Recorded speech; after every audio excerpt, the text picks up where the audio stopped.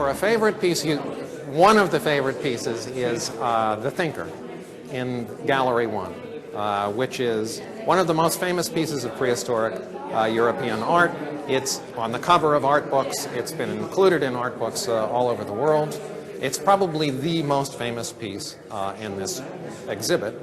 But it's famous partially because it was excavated a long time ago, and it's had a long time to sort of slowly sink into the consciousness of the Western world. Many of the other objects in this exhibit are just as interesting, or even more interesting in my estimation, but people don't know about them. And they haven't been known for so long. So there hasn't been time for them, or the opportunity for them to get into the consciousness of people from the West.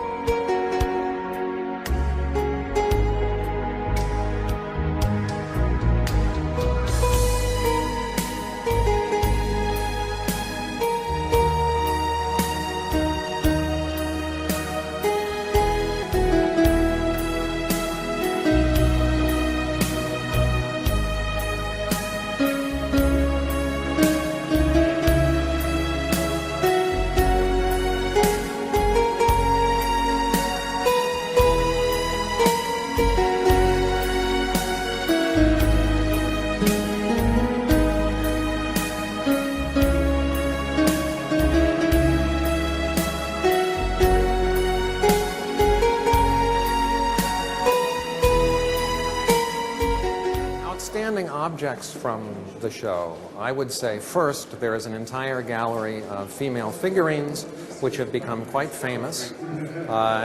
They've been featured in works by the archaeologist and comparative mythologist Maria Gimbutas in a series of coffee table books, The Language of the Goddess, The Civilization of the Goddess, The Gods and Goddesses of Old Europe. And it was really Maria Gimbutas at UCLA who came up with the term Old Europe in her first book of this type, published in 1974. So there's an entire gallery of figurines that she is focused on as the origin of what she presented as a kind of utopian ideal society that was organized and dominated by females whose values of nurturance and aesthetics dominated the entire society. These ideas of hers have generated a very large following.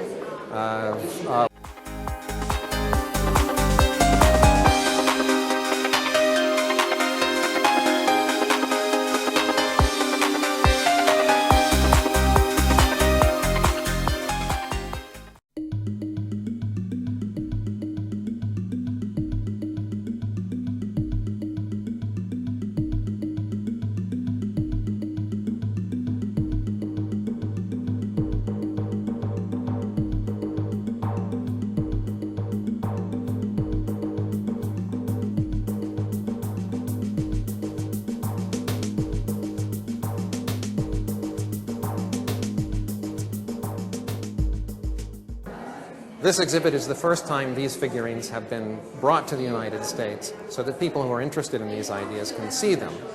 The idea that old Europe constituted an idealized world without violence, where women were dominant, and values of aesthetics and nurturance were the center of the society, is highly debated.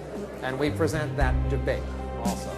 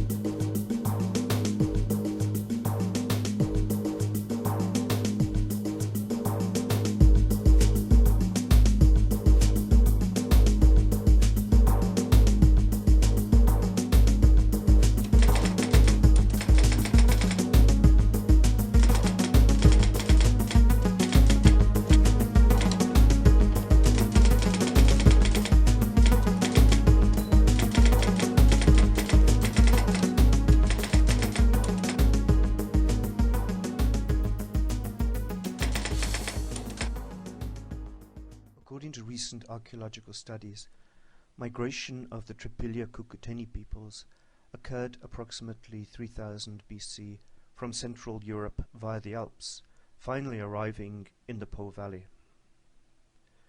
During August and September 2010, OCA, Osservatorio della Civiltà Archaica, carried out an archaeological excavation on the east side of Piazza del Foro, Brescia, prior to structural examination of existing buildings. The excavation demonstrated the existence of late and early medieval occupation of the site. However, no remains of the Roman Forum were discovered, since the stones had clearly been removed to provide building material in the post-Roman period. Below the layers containing Roman material, a number of circular post holes were discovered, which appeared to form a rectangular structure, such as a hut or a shelter. On the west side and inside these post holes, a rectangular pit, approximately 80 centimeters by 80 centimeters by 30 centimeters deep, was excavated. The pit contained a number of ceramic objects, and from their state of preservation, it seems clear that this was some sort of ritual deposit. The objects in the pit and pottery recovered from associated layers have been dated to approximately 2600 BC and are clearly from the Tripilia-Cucuteni culture, coming from the area of the Danube, which today corresponds to Romania, part of Ukraine, and the Republic of Moldova.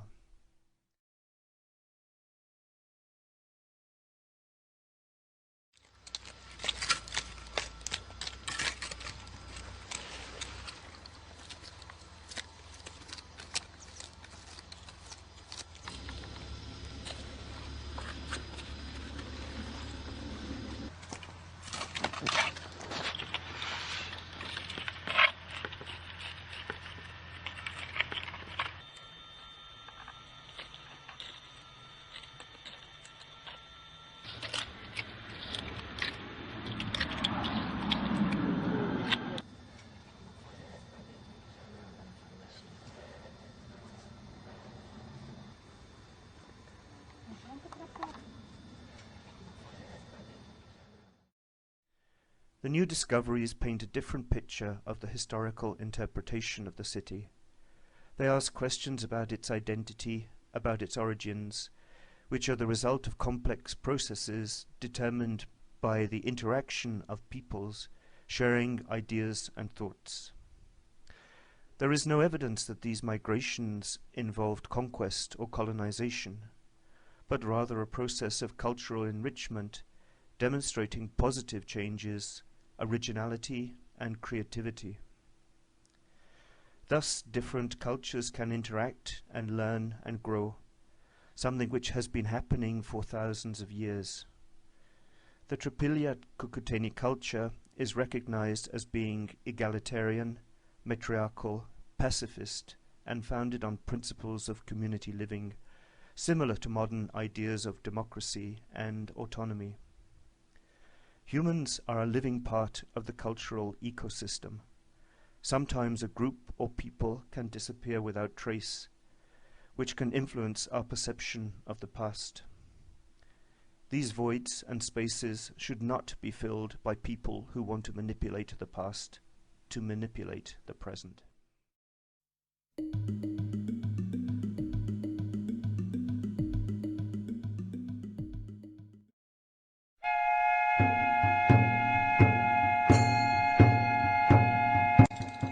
La conoscenza è la miglior arma contro il pregiudizio, un motivo in più per andare a visitare la mostra ai mercati di Traiano, ori antichi della Romania. 140 preziosi tesori provenienti da corredi tombali, arredi liturgici risalenti al periodo compreso tra il XVII secolo a.C. e il VI d.C. Esposti fino al 3 aprile arrivano a Roma per la prima volta gli oggetti prodotti dai Daci, la popolazione resa celebre dalla conquista dei Romani, guidati dall'imperatore Traiano all'inizio del II secolo d.C. Sono pezzi unici e prestigiosi provenienti dal Tesoro Nazionale, conservato nel Museo di Bucarest, un altro valido motivo per vedere la mostra.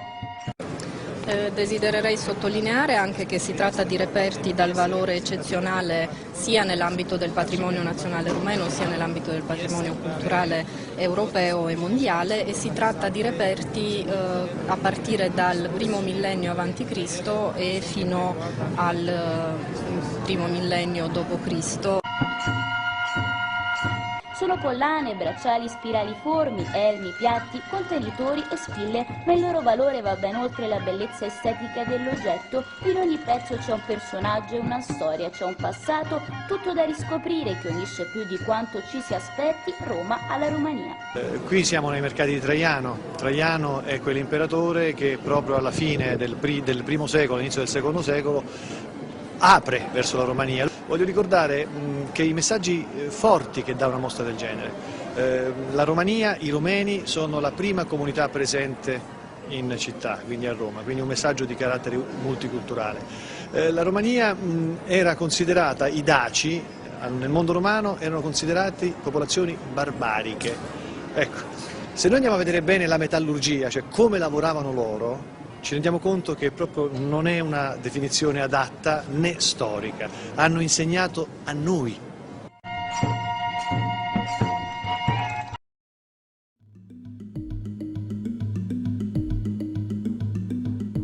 Show is the invention of copper metallurgy. The invention of metallurgy is something that affected all of us, not just the societies of old Europe, and it was these people who figured out how to extract copper from greenish and bluish rocks. Really a magical process. By pounding these rocks up, mixing it with charcoal, and then raising it to 1083 degrees centigrade inside a closed kiln. Once you did that, what you had put in as rock and charcoal came out as pure copper. A magical process that allowed the people of these societies to produce unlimited quantities of copper. Immediately, massive, large-scale mining began. Some of these mines are 90 feet deep, carved with antler picks down into limestone and dolomite rock to extract the copper ore. The copper that was extracted from the ore was then given to specialized craftsmen who melted it, used the molten copper to pour into molds. You can see cask-made objects. Some of the earliest objects made of molten copper poured into casks in the world are on display in this.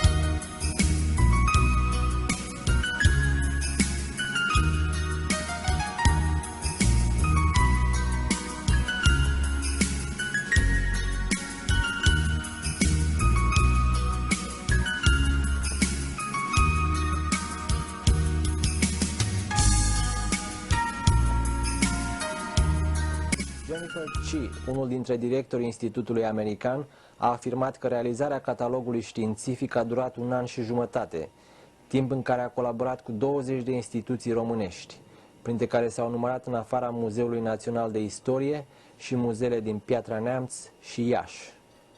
Have you had chance to travel to Romania? I've been 4 times in a year, so That's a big deal of work and effort. it wasn't work and effort for me. It's an extraordinary country. It has beautiful landscape, rich history that now we know, the American public will know, goes back to the prehistoric period, and is a period that's so important because it predates Egypt and Mesopotamia. It's a country that has archaeological heritage that spans into the Roman period, and it also goes beyond that. I was able to even visit some medieval churches and medieval monasteries. So it's an extraordinary country.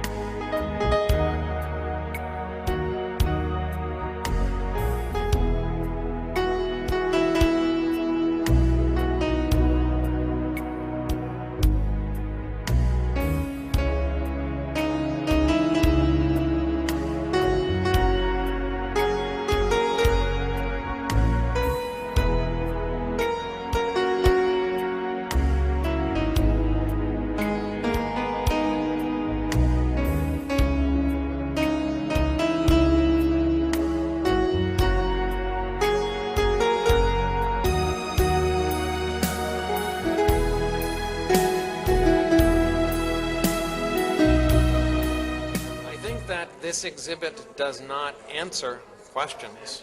It poses questions which will be answered by future archaeological research. I really do believe, and I think most of the archaeologists of Romania would agree with me, that we are just in the beginning of a new period of archaeological research, where a new generation of younger archaeologists with different ideas of how to interpret the past are conducting excavations at both old sites and new sites. It's very important that we continue archaeological excavations and that archaeologists get funding from the government to do that. Because we are just beginning to understand these cultures. This is not a finished work. This is a work that is just beginning.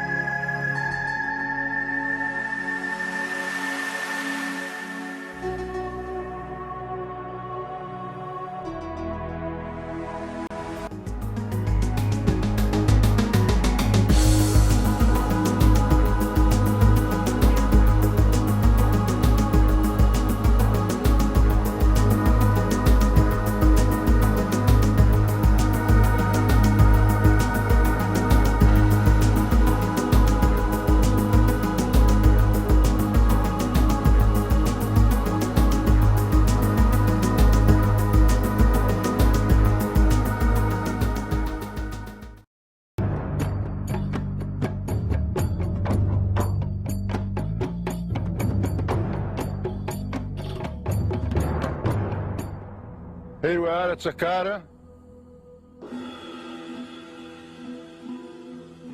This is the famous step pyramid of Djoser. Djoser is a title to the king of the third dynasty, 2900 BC, roughly, said the books. The step pyramid is located in a big courtyard, much older than the pyramid itself. And you can compare yourself with the same eye. You look at the pyramid and you look at the wall, you can see the difference. These chunks of stone in front of Hakim are quartz crystal. Then it reflects the crystal tile on the ground. This is what's left of it. This has been quarried by the natives in the area in the 17th century. We see the remains of a quartz floor at Giza, in the temple to the east of the second pyramid.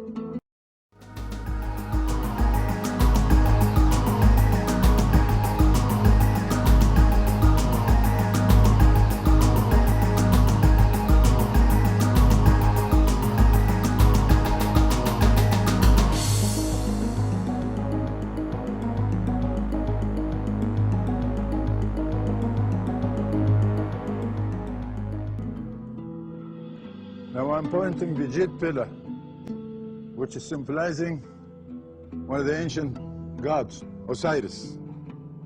And jade is the word we still use to address the older people, like grandmother and grandfather, jade.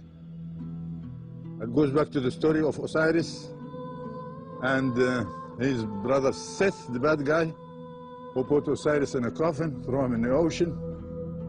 The ocean took him place Phoenicia, Lebanon today, and there is the cedar tree grows, and the roots of the cedar tree captured this coffin till it has been found by his beloved sister Isis. She cried, her tears touched his body, and they lived together again for a short while, short enough to make a baby with the name of Horus. The story of Isis, Osiris, and Horus is fundamental to Egyptian cosmology. Isis is connected to the star Sirius, and Osiris is connected to the constellation of Orion. Horus is their prodigal son. I'm going to take you now to see that hospital, the healing with the sound. Stories about ancient healing techniques were passed down from generation to generation by the elders. Hakim explains how sound played a part in diagnosing and healing patients. That line of construction you see like 3 chambers, it's what's left of the house of the spirit. And it's a healing system with a sound. It's a medical investigation table. And the patient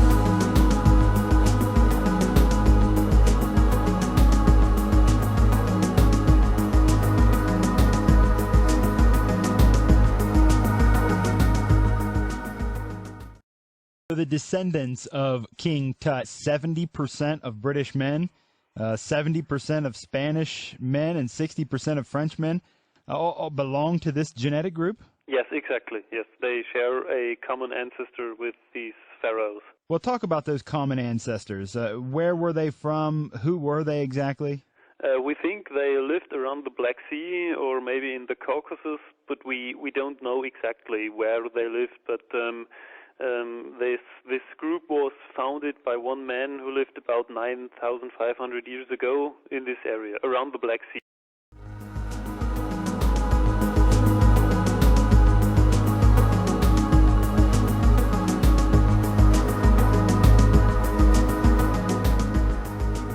Is this surprising? Yes, it is very surprising because we didn't know that this lineage of Tutankhamun came from the Black Sea or from Anatolia or the Caucasus, because it didn't came from Egypt. This was surprising for us. Yes. Is it possible that because the group seems to be so large and includes so many, for example, 70% of British men or 70% of Spanish men and 60% of French men, that kind of thing, is it possible that there are other famous pharaohs or other famous people that are in this group? Yes, I think so. It's possible.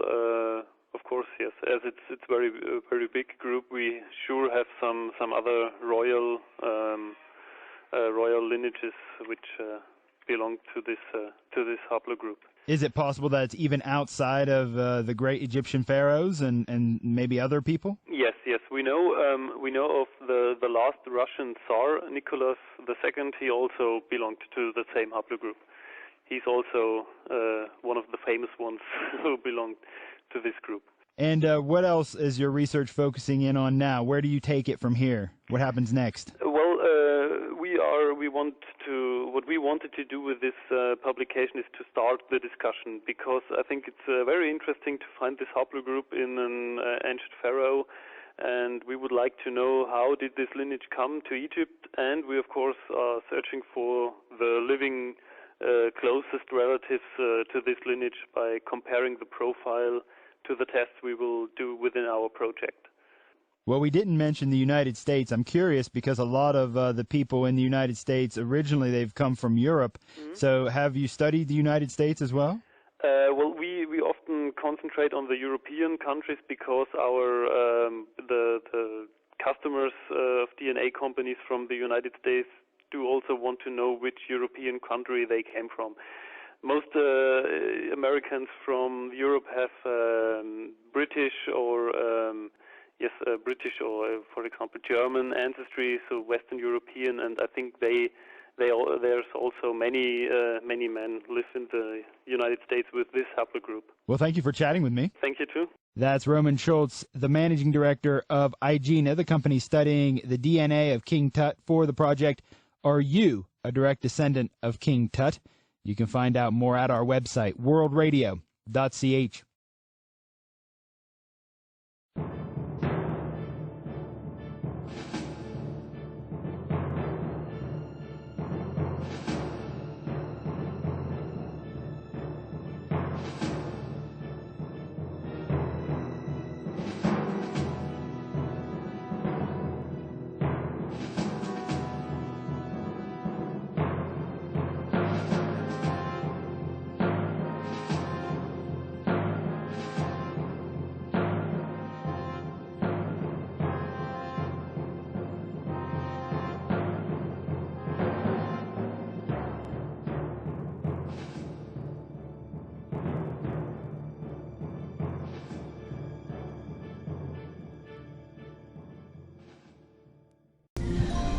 O altă concluzie surprinzătoare pe care domnul Rodeval ne împărtășește vorbind despre moștenirea genetică lăsată de traci este aceea că se conturează și o oarecare înrudire și cu populația actuală din Italia, de nord mai ales. Așadar, cercetările de paleogenetică realizate acum câțiva ani ne spun că o parte dintre italieni, în special cei din nord, se înrudesc genetic cu tracii care au locuit acum 3.000-5.000 de ani pe teritoriul României.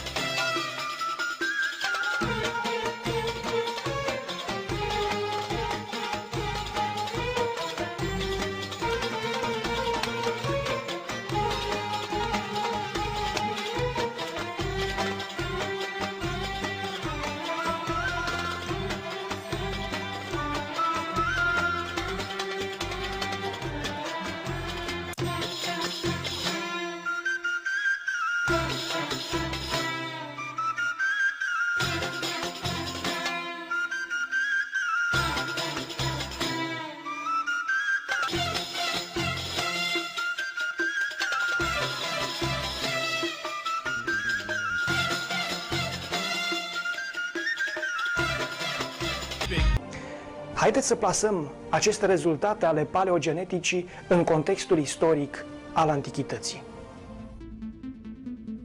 Tracii ocupau acum 3000 de ani un spațiu imens din Europa și Asia Mică. Marea Neagră era înconjurată de neamurile tracice, istoricii greci numind-o de altfel acum 2500 de ani Marea Getică. Despre ei, Herodot spunea că sunt cei mai numeroși după inzi. Roma a fost înființată în anul 753 înaintea erei noastre, adică acum 2765 de ani. Istoricul roman Titus Livius, care a trăit între anii 59 înaintea erei noastre și 17 era noastră, a scris o lucrare, Ab urbe condita libri, în care prezintă istoria înființării Romei și a poporului roman.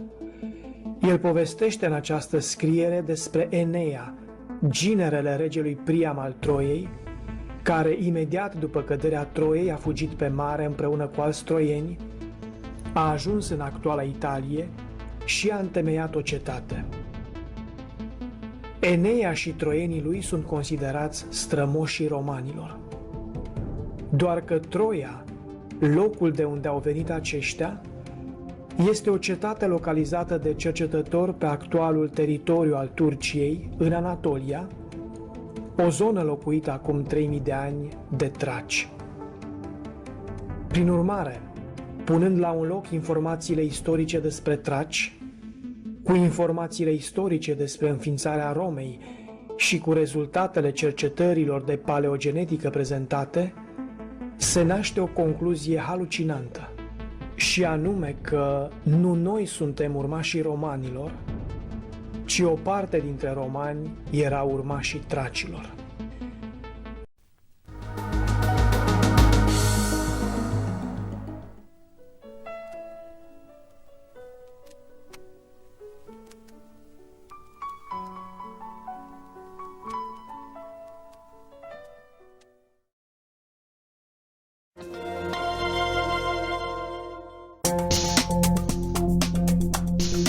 It's the Science Times podcast for Tuesday, December 1st.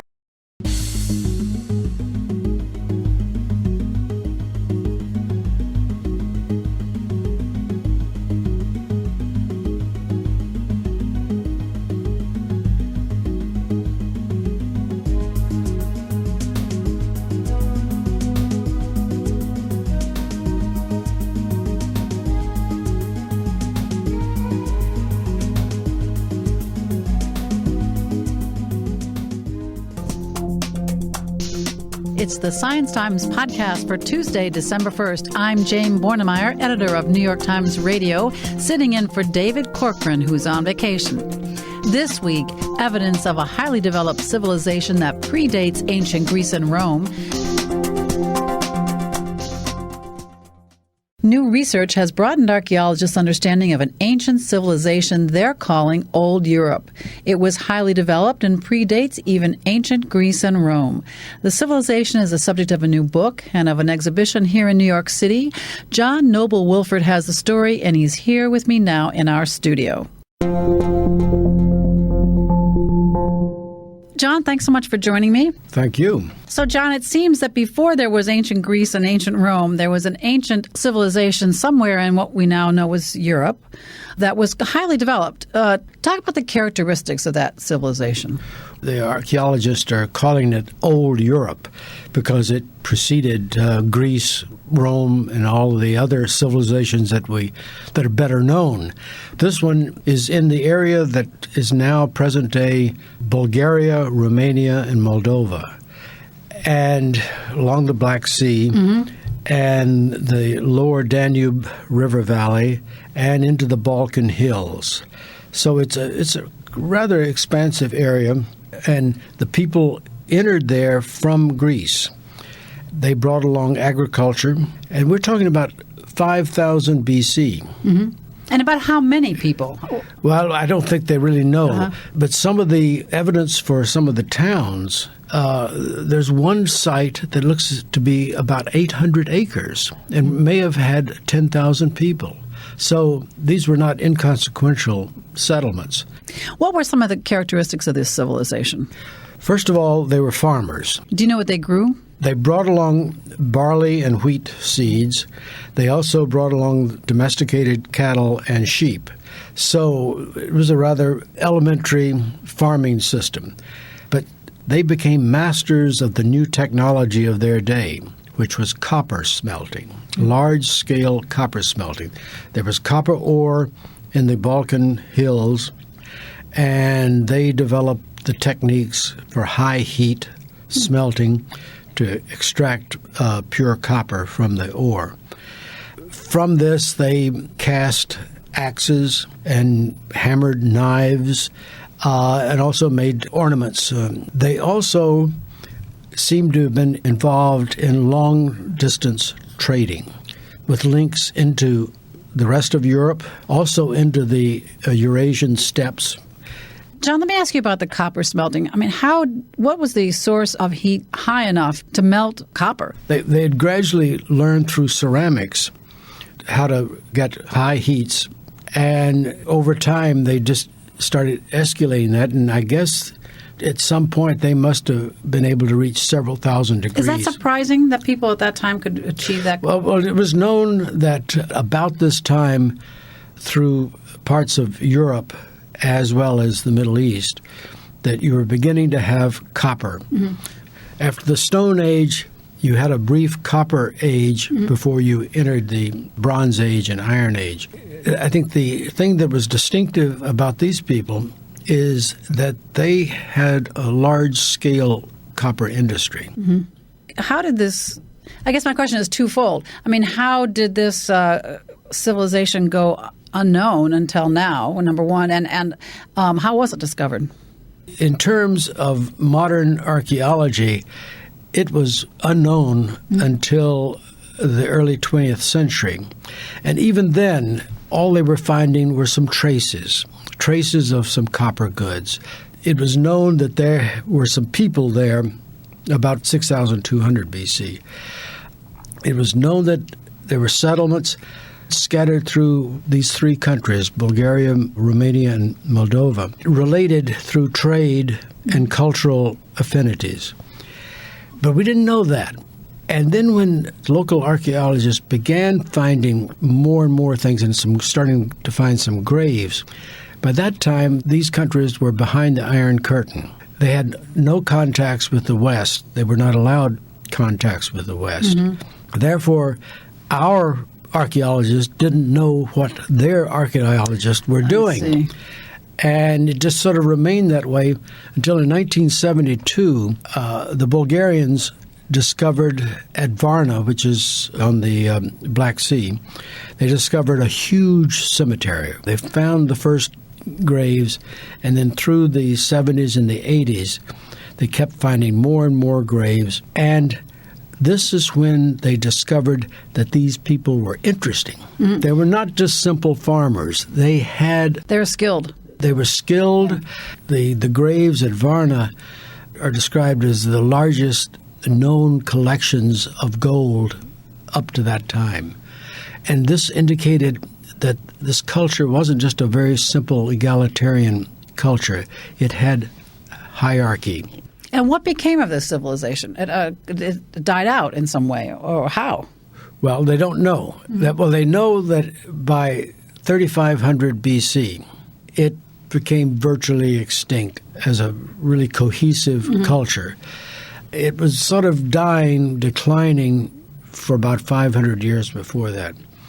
One of the most interesting hypotheses is that people from the steppes of Russia and Ukraine, once they developed horseback riding, they sort of rode in and took over. Right.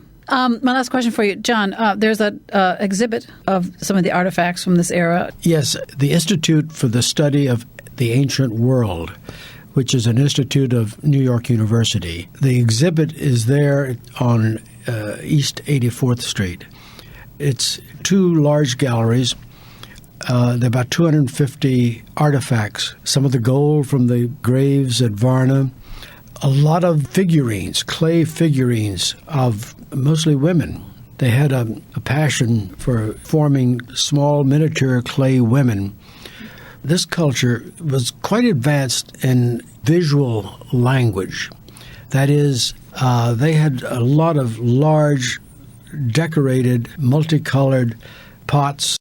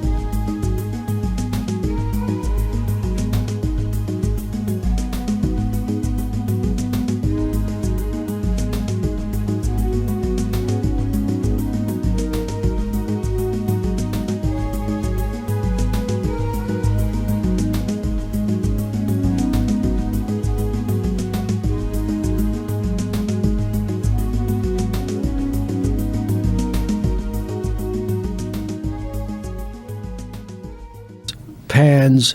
Some of them seem to be involved in rather decorative, sort of in-home dining rituals.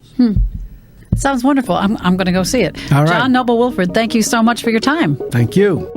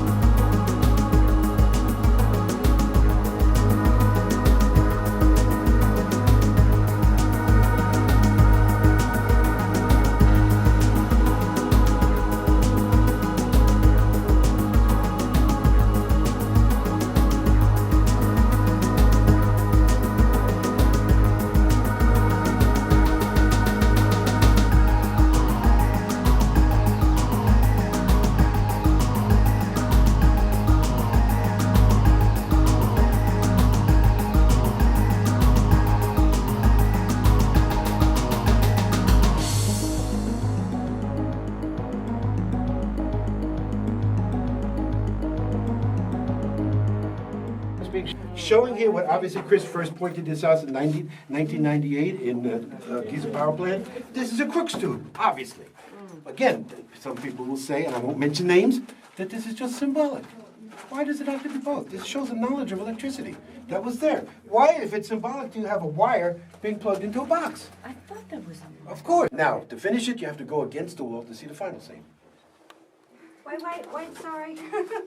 Go ahead. You'll get time to take the picture. Oh, yes, I will. Okay, yes, as soon as we're done. Sorry, I don't want to interrupt you. We just want to finish the story. Yeah. Again, giant commissions, the same thing. But here, the beam, and again, the snake is always kundalini energy, always electricity. The beam is being deflected. Why is it being? He's holding up these knives. This creature, argument, it's always an argument what this creature is. Hakim said this is the baboon, the companion of Jehoti Toph, and it's a symbol of wisdom. But Hank Wesselman, who came with me, who was an anthropologist, said, no, baboons don't have tails like this. He thought it was a reptile.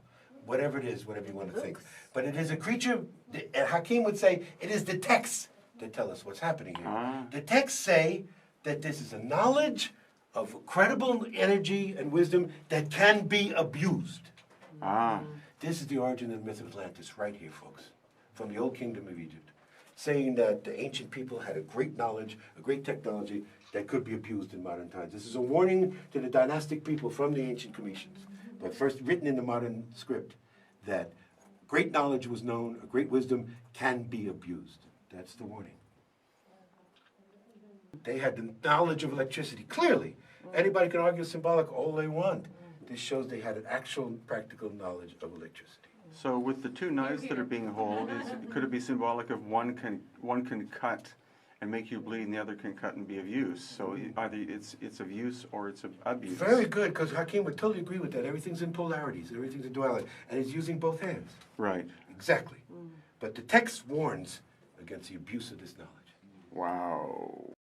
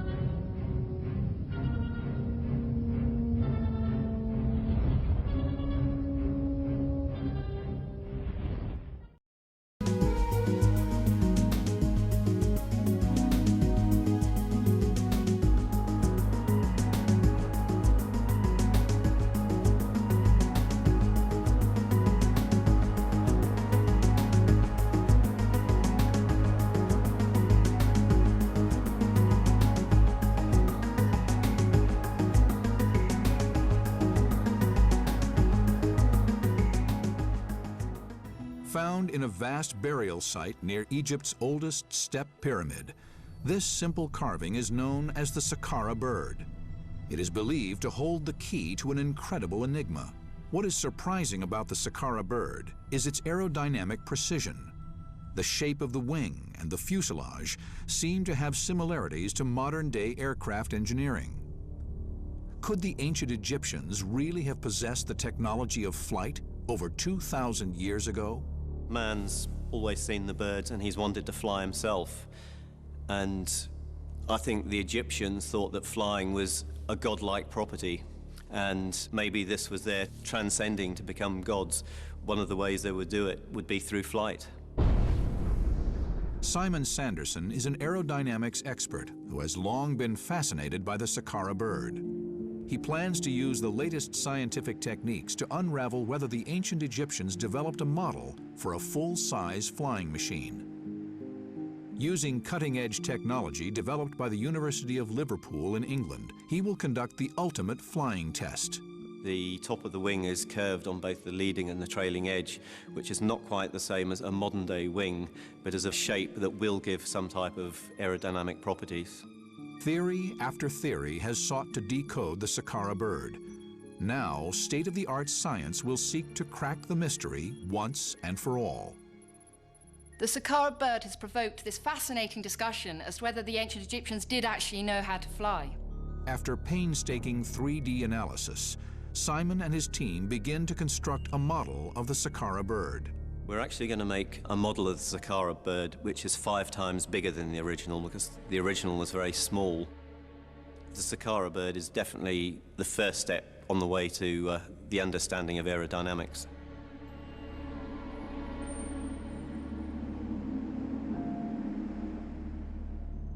Here at one of the world's leading aeronautics research institutes in Manchester, England, Simon prepares to subject the model to a series of scientific tests. This groundbreaking analysis will at last unveil the secrets of the Saqqara bird's aerodynamics. Using this high-tech wind tunnel, the team builds up a complete picture of how the ancient wooden carving would have reacted had it ever flown. By introducing smoke into the tunnel, the team can see clearly whether the model has the aerodynamic properties of flight. We're running the glider at a constant speed, slowly increasing the angle of attack and then measuring the forces which it's producing. That way we can learn about its flight characteristics. The results are promising. Perhaps a full-size Saqqara bird could have flown. At 10 degrees we're producing about a couple of newtons of lift. Oh, 10 degrees, it's 4.5 newtons of lift. So we're actually producing 4 times the glider's own weight in lift. Yeah. So it actually would be flying now. Yeah. That's good. We're getting close to going and building a flyable Egyptian glider. Simon's findings suggest that over 2,000 years ago, the Saqqara bird may have soared high above the Egyptian desert. Simon takes the model to Liverpool University, where it must face the same trials as a modern fighter jet. Using data obtained from the wind tunnel experiments, the ancient Saqqara bird is to undergo the most rigorous scientific analysis that 21st century technology can deliver. Yep, ready for the test. Champion glider pilot Simon Sanderson's skills will be pushed to the limit as he tries to negotiate a virtual 3D landscape modeled on the ancient Giza Plateau. At the rear of the carving, a segment has broken away at precisely the point that a tailplane might have been fitted.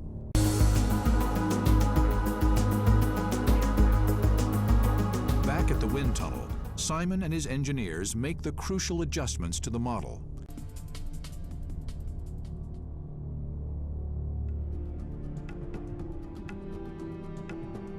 As the pilot takes the controls, the model begins to climb towards the heavens. The Saqqara bird glides effortlessly high above the Egyptian plateau, riding the airstreams like an eagle.